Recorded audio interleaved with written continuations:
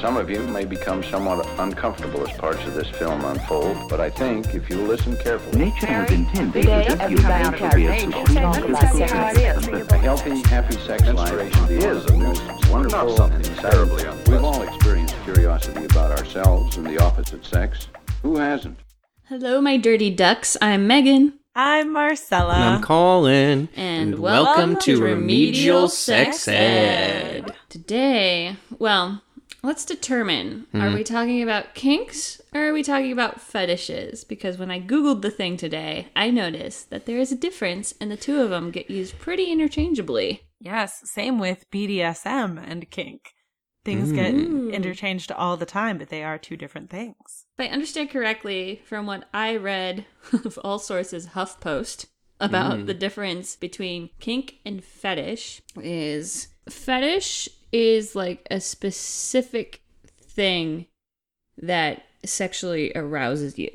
So if someone has a foot fetish, they are specifically aroused by feet. Or if someone has a leather fetish, that's what they're into. Whereas kink is an umbrella term that encompasses a bunch of alternative sexual interests, preferences, or fantasies. And the way that HuffPost phrased it is they're including everything that goes outside of missionary sex, which I might disagree with. I think this is, so I think this was like something really interesting that I came across is, yes, I used pride.com as my resource. And they also said like anything outside of vanilla sex is considered kink. What I find fascinating about the way that you just described it, Megan, is I think a lot of people think anything outside of missionary is a kink, is something different. And each one of us has a different scale as to what our kink is. Where like for some people, that's like literally nothing. AKA Megan being like, okay, missionary isn't the only position that normal people use. Whereas like other people are like, okay, he choked you a little. Ooh, how kinky. You know what I mean? It's like everybody has their scale. And I think fetish as a term has kind of fallen out of vogue because fetish has its origin so much in Freudian psychology, and that's just so much debunked these days that it's not really woke to over-psychologize people's sexual preferences, nor do I think it is particularly instructive to spend a lot of time speculating on the psychological origins of other people's desires as long as it's not hurting anyone. I hear your point. I don't know. I think that there is something healthy into the scientific study within the brain, what happens to the brain during sex and during sexual arousal. And I think they're making it bad, I think, takes away the legitimacy of scientific exploration into human sexuality, which I do think that there is an argument to that. I do hear your greater point, though, of saying that, like, if someone has a fetish that they are sick, that's not true. Yeah, I think it's more removing the stigma associated with Freudian psychology, which I think we're all saying just in different ways. Yeah, I think so. So yeah, today's episode is about kink. And I do want to clarify, we all kind of chose one specific kink to talk about. Yeah, a show and tell. Yeah, and since a lot of our friends listen to this and people that we personally know, just because we're talking about it doesn't necessarily mean that we specifically are partaking in this. Not as a shady thing, just as in a let's continue to have a conversation face-to-face friends kind of thing. Megan just wants to look at people after this episode and be we just want to be able to look at our parents in the eye. So Marcella, earlier you mentioned that a lot of people kind of get kink and BDSM confused, or they use them interchangeably. So, kink, again, from pride.com, they were very much talking about how kink is a broad term for any sexual practice outside vanilla, in which certain furnishings, toys, paddles, and rope, and certain wear, harnesses, gas masks, are utilized sexually. BDSM is an acronym for bondage, domination, sadism, and masochism, and many kinksters may enjoy BDSM, but not all of them. So someone might be exclusively into fisting, is their description, and that is not part of the BDSM acronym. We did talk a little bit about bondage briefly during our Japanese style episode when we talk about kimbaku. Mm-hmm. That was pretty fun. Yes, very pro. I'm willing to own up to my kinks on this podcast. I actually did choose a kink that I have practiced in the past for this one. Do you want to kick us off? Do you want to start us off with what sure. you brought to show and tell? Sure, I would like to show and tell. So I actually decided to do some research outside of, what I've done about pet play, which is basically the idea of taking on or dressing up as an animal.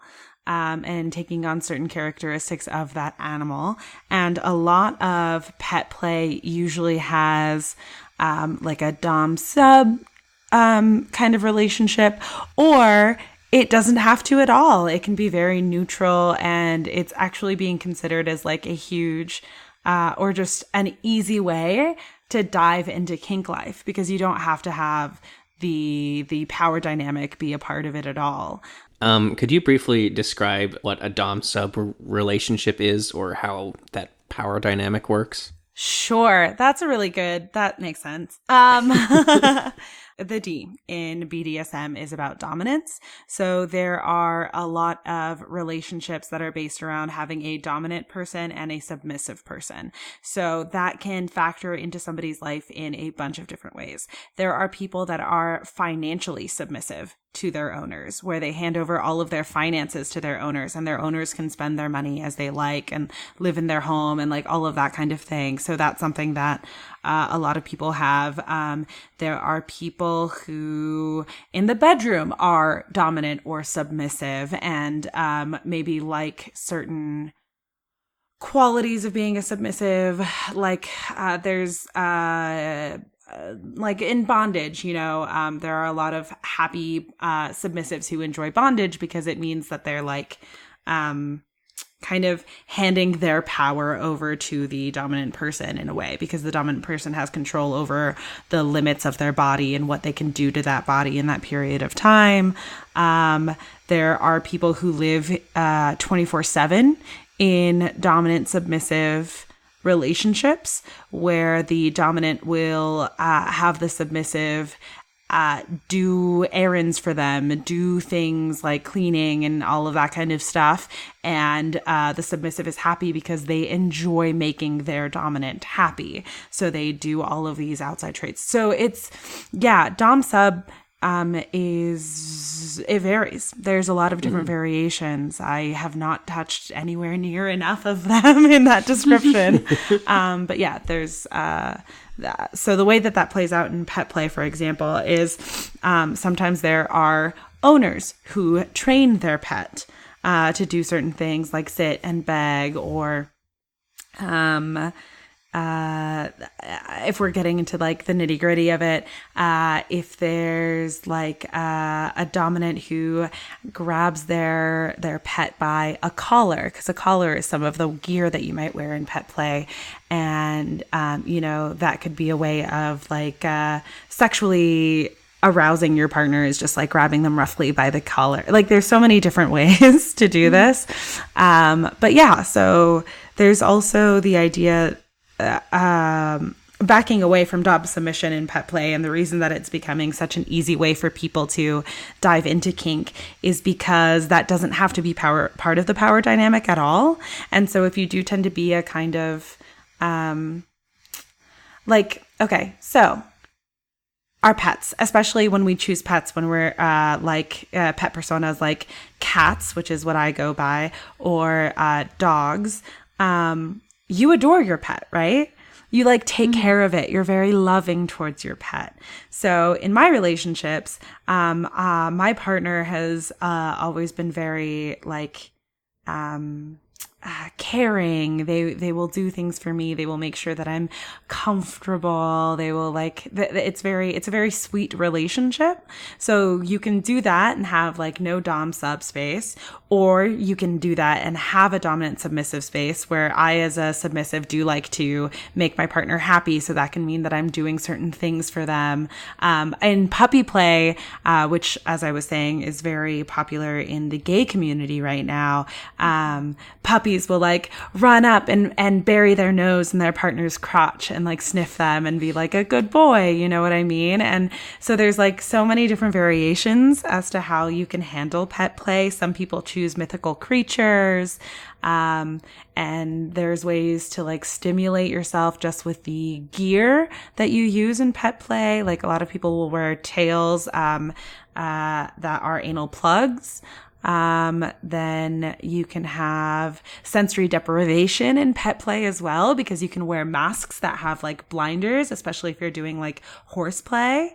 I feel like I'm just jumping all over the very many subjects right now. I don't think it's been a very guided description, but, That's okay. Yeah. So yeah, it's becoming a very easy way to ease into kink culture right now is to check out pet play. I've seen a lot of those butt plugs with the tails. Yeah, those are really popular. Mm-hmm. Yeah, I'm not gonna lie, I have one and it's great. I think my favorite one I've ever seen is like the unicorn one that has like a tail with it's all rainbowy and sparkly. Yeah, it's super fun, and I think being able to go to kink conferences has been really exciting for me, and seeing other people just be very comfortable in their gear is really cool. So cool. So that's pet play. So a lot of it is the idea of having someone just kind of love you and cuddle you and take care of you as though you were their puppy or their kitty. And I'm so sorry. I only spoke about, thank you for reminding me, Megan. I only spoke about scenarios where there is an owner and a pet, but that's not always the case. There are actually communities where a bunch of pets will go and play together and have like puppy sessions, which is becoming very popular, where they will all dress up as puppies and then go interact and sniff each other and maybe like wrestle and play. And I actually saw that at this Hester Street Festival in New York City this last Pride. And yeah, there was like this cool little puppy area with a little playpen where everybody could play with each other and sniff new owners and that kind of thing. And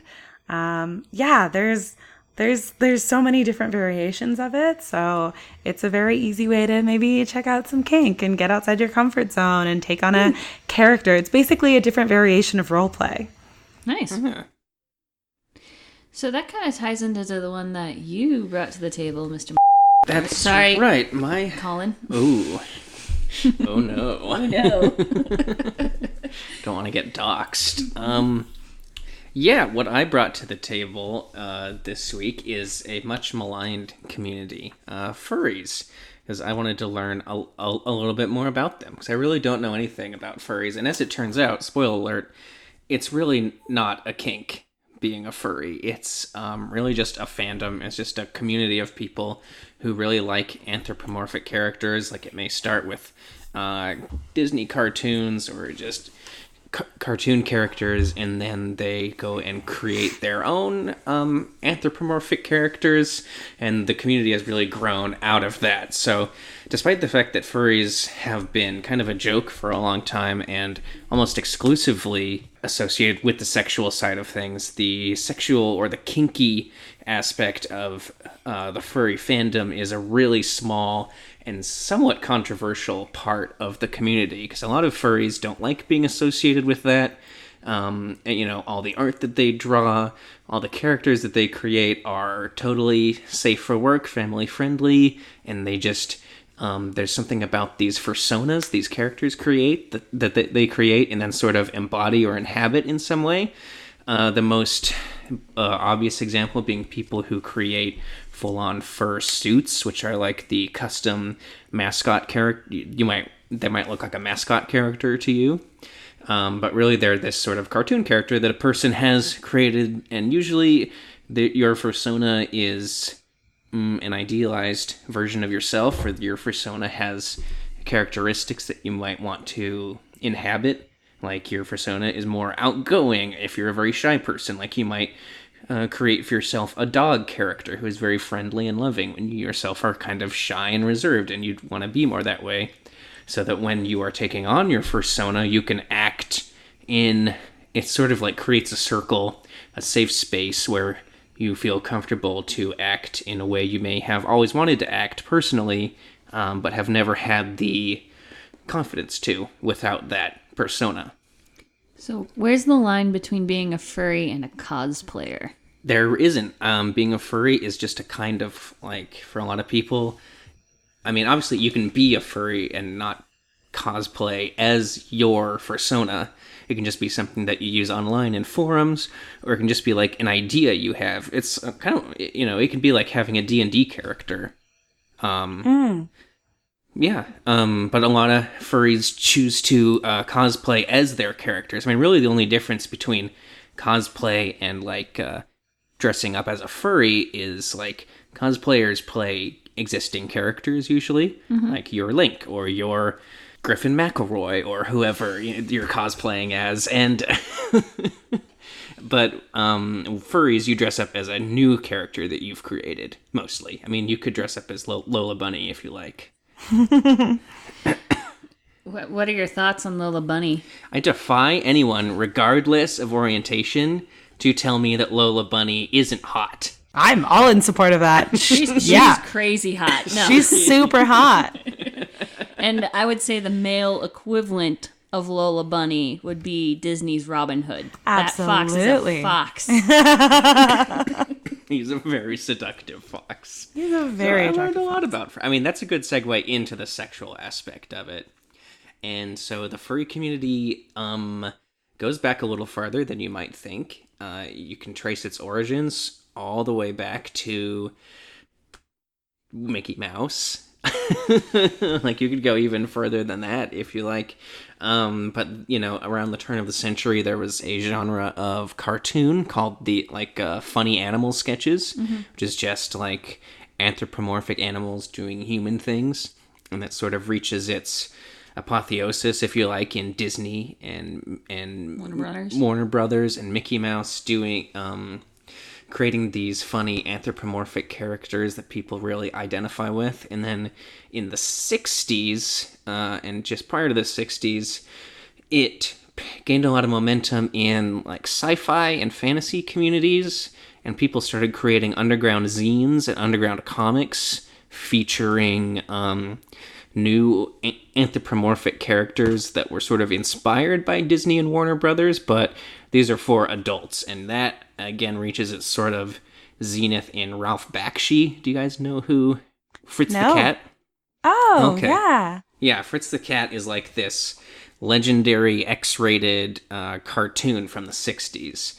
And Ralph Bakshi was a cartoonist who gained a lot of popularity in the underground comic scene for creating this anti-Disney character in Fritz the Cat who was like unemployed and like did drugs and drank and slept around, and he was sort of and he became really popular, and so it culminated in this underground movie, which was sort of like a I've never seen it, although I would like to see it, but it was an X-rated cartoon romp. And that's why the furry fandom and is so tied up with the sexual aspect, is because it gets its start back there in the 60s with these adult comics and adult cartoons. Because it is ultimately, although from what I've seen, a lot of furry conventions are all ages, it is still an adult fandom. I think a valid point that you made earlier is that any convention that features a lot of adults with similar hobbies, there's usually a lot of hooking up that happens at the same time. Yeah. Yeah, and that was a great point I made. Thank you, Megan. I am this very was before smart. we were recording, but yeah. Yeah, before we started recording. And yeah, so the furry conventions have gotten a bad rap for being like orgies and like these totally debauched things. which they are not, although anytime you get a bunch of nerds gathering together and they're unsupervised and they feel comfortable and there's alcohol, like they're all just going to start having sex. Like I'm sure that the Harry Potter convention, everybody goes on. I'm sure it gets real dirty. Those after wands dark. goes places. Yeah. I have not been to dirtier parties than with the Quidditch community. Yeah, Muggle exactly. Quidditch was like some of the craziest parties that I have been to. Yeah. And I have been to fetish balls. So when nerds get together, they inevitably get dirty. Well, I mean, all of us went to some form of drama school. Yes. Yeah, same thing with theater nerds. And they cut loose. Nothing Theater quite like nerds. theater nerds. Gross. Get frisky. Yep. Another reason why I think that furries have become kind of seen as debauched is because the furry community, according to a survey that I read on Wikipedia, is very queer. Is like more. There are more furries who identify more than 50% of furries identify as not straight. So I think when you have, I think that's part of why they've gotten a reputation as being sort of deviant, is because it is a large gathering of LGBTQ plus people. Mm-hmm. And so when the norms hear that, they sort of react and get scared and assume that it's that there is, debauched orgies going on. Gotcha. So is there a different term for furries when sex is a part of it? Like they enjoy having sex in the form, or is that when it becomes pet play?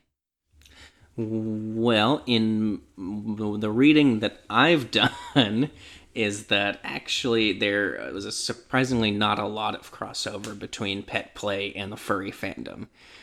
And there, like any fandom, there is a lot of like erotic art in the furry community. At conventions, there's a lot of people selling erotic drawings, and there's a lot of people who will do an erotic what's the word I'm looking for? Commission of your character. If you find someone on Tumblr or on Twitter, they might do an erotic drawing of your persona. But again, like, is that consensual?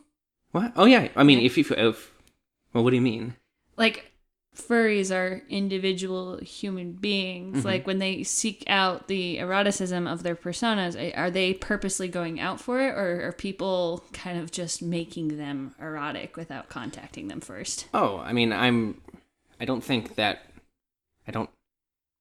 we gone down a loophole that we don't know about? I'm not sure about that, although when I was talking about, like, contacting someone on Twitter or Tumblr, it'd be you contact an artist. Okay, you commission them to draw you, or to draw an erotic situation featuring your persona, because that's what you want to see. Because again, as part of living vicariously through this persona, if you're a sexual person, you might want to explore your sexuality with that persona. So that's what I meant by that. Okay, I hear you. Mm-hmm. I see you. You had your phone out for a second? Yeah, I was also wanting to like dig into when furries get sexual, does it become pet play? And no. Yeah, right? Like I was very surprised that there was such little crossover. Yeah, there really isn't. But I think that also, I don't know, the reading that I just did, it was really fascinating because a lot of people were like, no, furries are taking on like an entire persona, whereas like when I'm being a pet, I'm taking on more relationship with my master. But that asserts that it's always a dominant submissive relationship, which isn't true. So I wonder, I don't know. I wonder if it's just well, like you were saying, Colin, furries it's not about sex.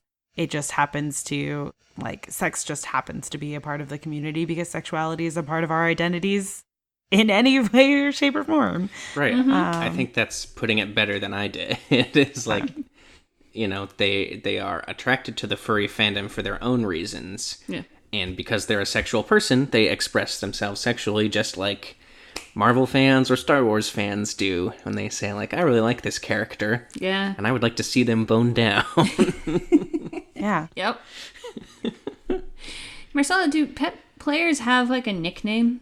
I think it'll depend on the character, because I think a lot of, I'm definitely speaking from, I enjoy subspace, so my pet play experience has included a dom and a submissive. So for me, part of that relationship is establishing names for each other. And so, so for me, I was always kitten. But I wasn't like a named cat, is what I think you were getting at, Megan, maybe? I was just wondering, furries are referred to as furries. The one I'm going to talk about in a little bit are referred to as looners. Is there like an over-encompassing like slang term for pet players? I don't think so. I think that it's more broken down at, maybe just pets, but I think it's more broken down to there's very much a kitten community and there's very much a puppy community and all of those different variations or different animals that you take on. Okay. Yeah. Cool. So looners, huh? Yeah. So looners. I wanted to talk about furries some more. No, Or I don't know. Keep going. I guess because this is the kink episode, I did want to talk a little bit more about when it does. When I mean, it gets because sexual? Yeah, because the truth about furries is like, no, it's not a sex thing, except when it is a sex thing. So when is it a sex thing? No, like the stories of people having sex in fursuits, from what I've gathered, are greatly overblown. But it does happen. Like, people do yiff, and yiffing is the is a furry term for two furry characters having sex. Okay, so with yiffing, Which also and that I believe refers to sex between furry characters in any sense, not just two people in a fursuit. so when I imagine the fursuits, I can't get outside of like the Disney mascot model, right? Which is just like a full fursuit with like a overgrown head. I know that's not true because I've been to Pride festivals where furries have come out and it's a lot skinnier, and some of them have their faces showing, some of them do the full mask. It totally depends. Yeah. But with yiffing, is it not necessarily strictly defining sex as penetration, but in a form of like contact between two people that leads to orgasm? So we're getting into the limits of my knowledge here. Oh, sorry. So I've heard rumors of strategically placed holes for actual penetration, but I'm pretty sure it runs the gamut of like sexual contact. Yeah, how you get there. Yeah, how you get there. And then you're right, like not like the people who don the full fursuit is a pretty sizable minority, but most people, they might wear ears or they might have furry gloves or furry feet, and the rest of them is, they're able to embody that fursona without needing the whole costume. Gotcha. Yeah. Okay. And so it does get sexual. There's a ton of erotic furry art out there. If you have the internet, I'm sure you've seen some. And the sexual side has always been a part of it, but it's just one aspect of the community. Okay, gotcha. Yeah. So I guess how I wanted to round that off. There, yeah. Nice. Yeah. Do you know a rough percentage of furries that identify as sexual furries? So according to Wikipedia, about 50% of furries looked at erotic furry art. For about 20% of the total number, the erotic part was the most important part.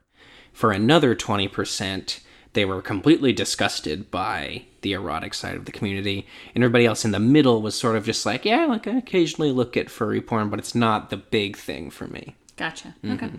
So categorizing being a furry as like a fetish or a specific, like it's not even really a specific kink. It's just a bunch of kinks kind of get tied up into it because these are people who already have sort of a non-standard, non-vanilla sexual expression. And so I think there's a natural outlet there for kink in other non-vanilla sexual expressions just because of who these people are. Gotcha. Yep. I think it's also just very simply there are so many people who kink is a part of their lives and it just isn't a part of their maybe day to day. So you think that they're in the minority, right? You think kinksters are in this like very dirty sexual minority. But like we said earlier, like kink encompasses many things. It comes out in every community. Like some of your friends are probably kinksters. Some of the people that played Quidditch were probably kinksters. Like it's just... Sexual identity is sexual identity, and it has nothing to do with being a furry, I guess, is what we learned today. I mean, if we're defining anything kinky being any sexual act outside of missionary, I am a hell of a lot kinkier than I thought I was. So, okay, my kink. Sorry, your show and tell. I had a lot to say. I learned a lot about furries. No, you learned a lot, and I didn't know any of that, so I learned a lot too. Yeah. My big obsession is Bob's Burgers, and that's just, there's nothing sexual about it. It's just one of my favorite TV shows. Although I'm sure if you searched enough, you could easily find... Easily. In like 2 seconds. I love that show, and every time I see an episode with something... what is seemingly bizarre at first, you find out is actually based in real life. Like everything they talk about in the show exists in our universe some way or another. And there is an episode where we find out that the kid's grandpa is sexually aroused by balloon popping, which I have never heard of before this moment. No, me neither. You had mentioned Looners, and I was like, oh, interesting. And then now you say balloon popping, and I'm like, oh, even more interesting. Taking a whole new path. Cool. So, Looners is the term that encompasses any form of sexual arousal from balloons. Okay. Now, there are different types of Looners under that overall category. There's different subsets. There are Looners, poppers, non-poppers, and semi-poppers. So apparently, it's a big to-do and a very big debate within the Looner community of whether balloon popping is a part of it or not. Okay. So, if you are a popper, you enjoy seeing someone sit on a balloon, feel it up, and pop it. Oh my gosh. I have seen burlesque of this. Really? You have? Yeah. This makes perfect sense now. Okay, cool.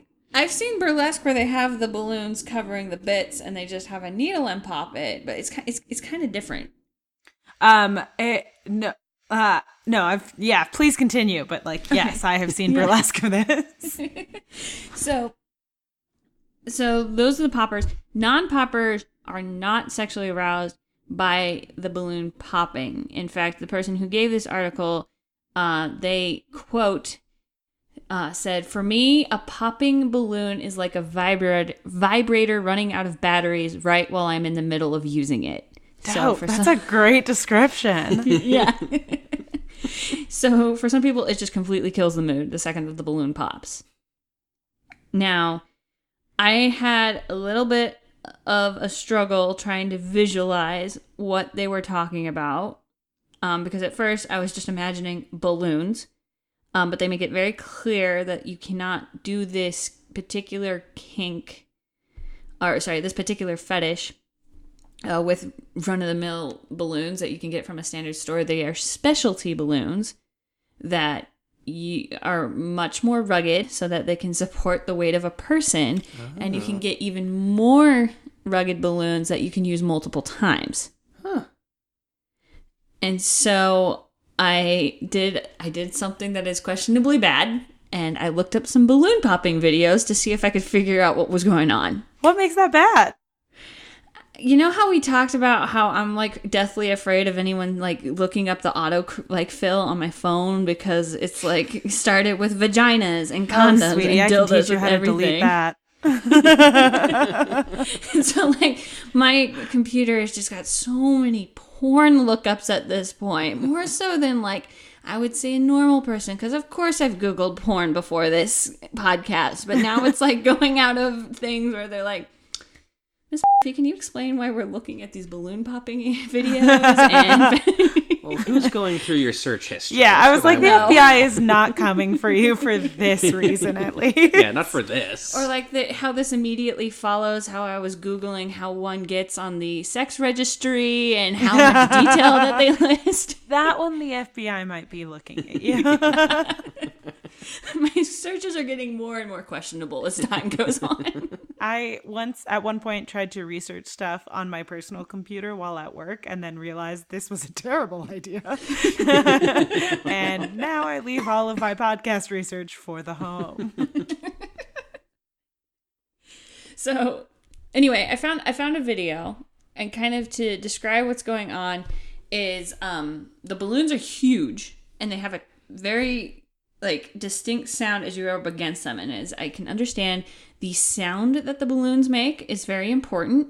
And for some people, the smell of the balloon, both while it's inflated and after it's popped, is also very important, which is where the expense into creating these balloons gets more important. What are they made out of? Is it a latex thing? I have I was no going to idea. say, this is sounding a lot like a latex fetish. I imagine that most of them are, but I'm sure for those with latex allergy, you can get something else. You can get a lambskin balloon. Yeah. Smells like a big euro. No, Yeah, this is we're totally looking at a this is video totally right making- now, and this Sorry, lady Colin? is sorry. Dang it! I'm always talking over you. No. I talked over you and then I apologized. We're looking at a video right now, and this lady is sitting on a big balloon the size of like a beanbag chair. So that's what I was going to get to. Oh, sorry. Sorry. So the smaller balloons, those are the ones that you're supposedly rubbing, and the way that it's very sensual.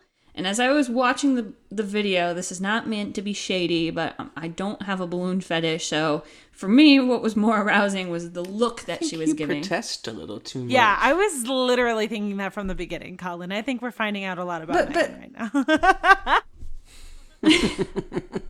But like for me, I was just trying to figure out what was happening, because like all I could hear was like balloon popping. But what makes more sense in watching the video is like the sensual rubbing of it. Right, it comes to a certain point, and it's like how the materials are handled that it gets Yeah, sexy. it seems like it must be like a texture fetish, an auditory fetish.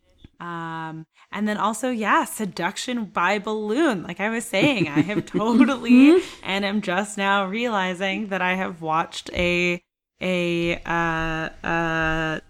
burlesque performance of this. Yeah. So they have these really, really large ones that you can buy, that a human being can sit on as well as another human being, and the fun there is you have sex on top of it. I'm in. Sounds fun regardless. That Yeah. sounds great. I was like, wait a second, we're all Looners now. That's the thing, is the more I started researching having sex in a room full of balloons, I'm like, that sounds amazing. That's a much better version of a waterbed. The lady was protesting too much. So those are where non-poppers come in, where they really just want to be filled amongst the balloon to feel the texture and the weight of air against them, Yeah. and to have sex on top of them. Like that all sounds awesome, and you can get basically balloon dildos, because the what gets them off is like the sound so feeling of it inside them. This is So, so fascinating. Right? I'm all for it, because I feel like, and here's the thing that I think everybody experiences when they first dig into kink, is you hear something like balloon fetish and you go, lol, what? And then you do some research and you're like, oh, that makes sense. Like different textures feel good. Like even if you aren't into kink necessarily, a lot of sexual experts will talk about how if performing oral or a hand job, you want to try using different parts of the hand or the mouth or the face, because the different textures will arouse the body in different ways. So if you take that very common knowledge and apply it to all of these different sensations and different textures, then it makes perfect sense that there are people who are Looners. That's brilliant. Yeah. So, and I mean, originally when I was researching this, Colin was like, does this apply to bubble wrap popping? Which I think everyone enjoys that. We're all Looner. We're all Looners. There's totally a thrill when you when Yeah. when you Oh, pop, I can't when you stop. pop bubble wrap. Yeah. I'm insatiable. And it's like it's not too hard to imagine that escalating to a sexual thrill when you pop a big old balloon. Mm-hmm. Another thing that I'd like to note is that the woman in this video, and I'm going to assume this is typical for balloon videos, is that she's fully clothed. Yeah. And that was actually very common in a lot of the stuff that I was looking. Very cool. Mm-hmm. So Yeah, it's that's actually a important to pretty note. innocent kink, I would say. Like, you're That's just nice wanting someone to pop a balloon.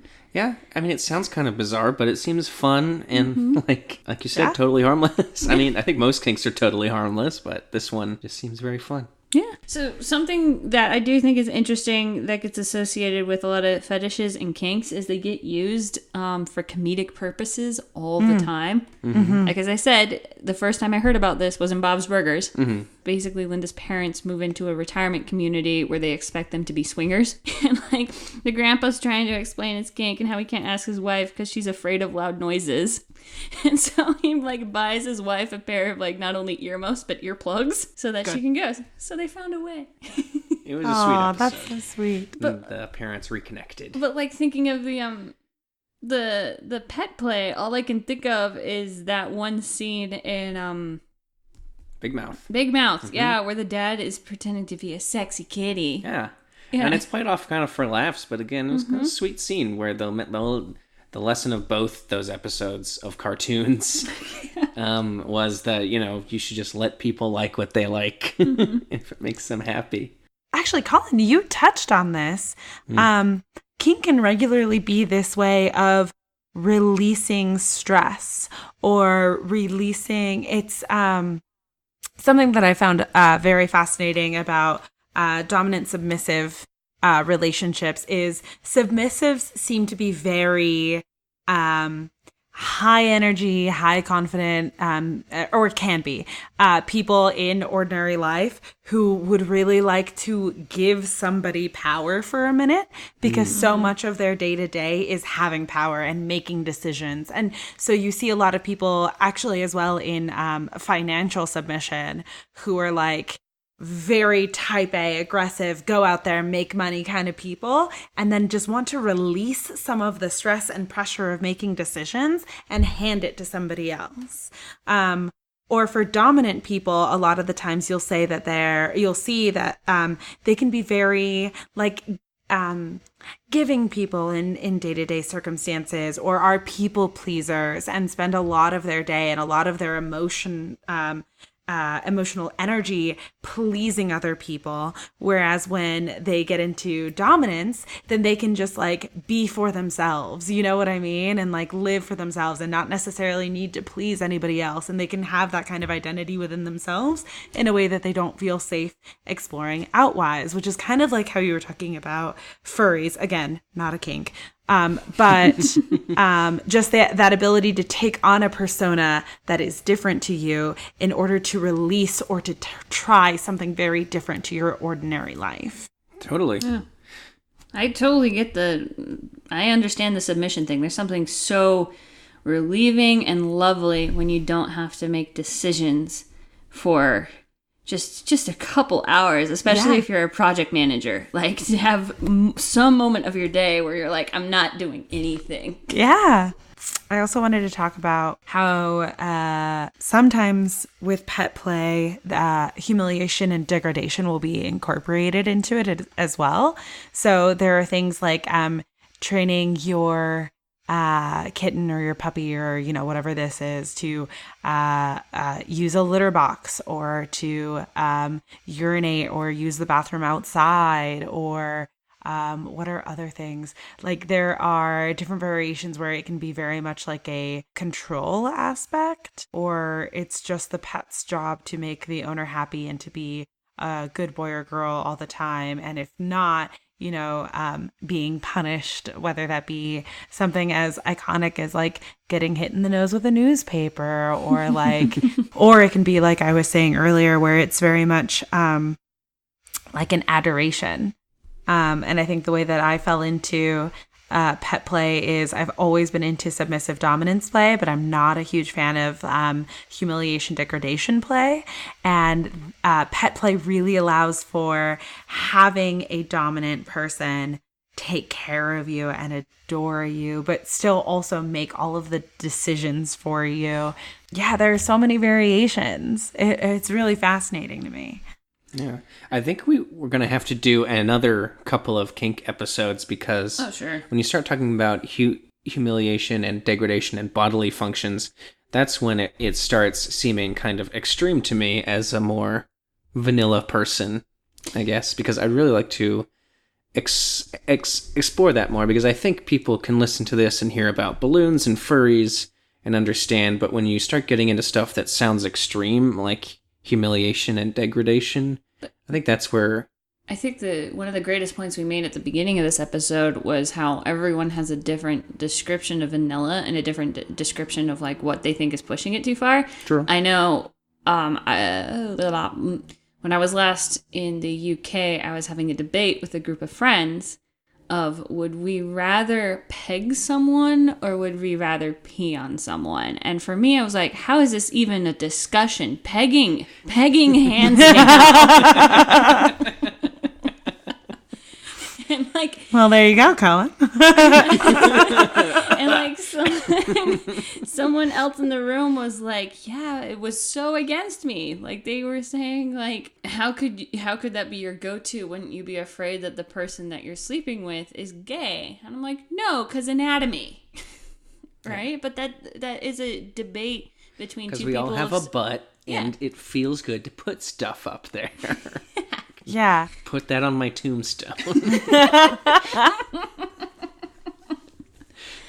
Yeah, I think it's really interesting because so much of my exploration with kink has been like, oh, I'm kind of into this thing. What's my partner kind of into? Let's do some research. And I've definitely encountered people who are into wet work. And it's been interesting to be like, okay, so like, what makes it exciting? Like, what is the release? And I think that maybe doing more of a series on kink, because Lord knows we've touched on nothing in the realm, in the greater scape, there is so much more to explore that I think would be really helpful, because I don't think that any kink should be held to this like, oh, it's extreme, it's dangerous, it's bad standard.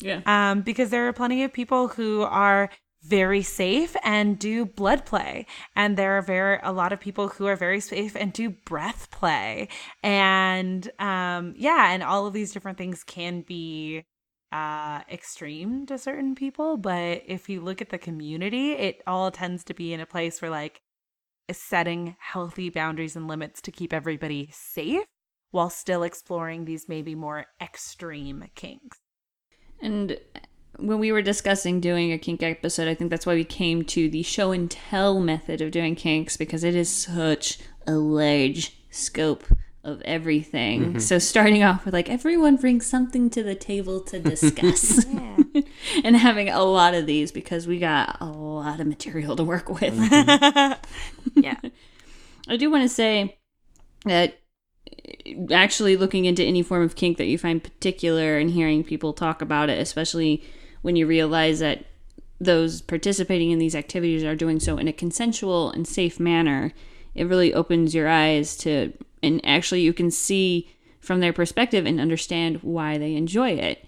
Some of the material that I spoke on with Looners came from a dissertation piece from UCLA, in which there's a quote inside it that says, that kind of surprised me, but it said, associating balloons with orgasm doesn't surprise Paul Abramson, the UCLA professor. Orgasm is an extraordinarily powerful reinforcer, he says. If you routinely pair it with something, that something will have stimulus power.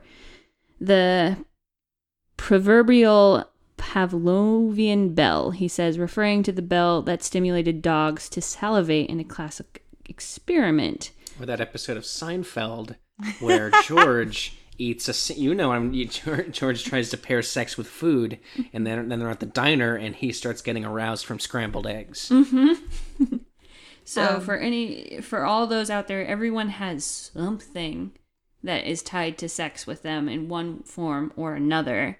So just remaining open and allowing others to be the sexual beings that they want to be, because everyone has that right, I think is what we need to push for everyone. The only time it becomes a problem is if that particular someone is trying to force you to do that sexual act with them and you don't want to.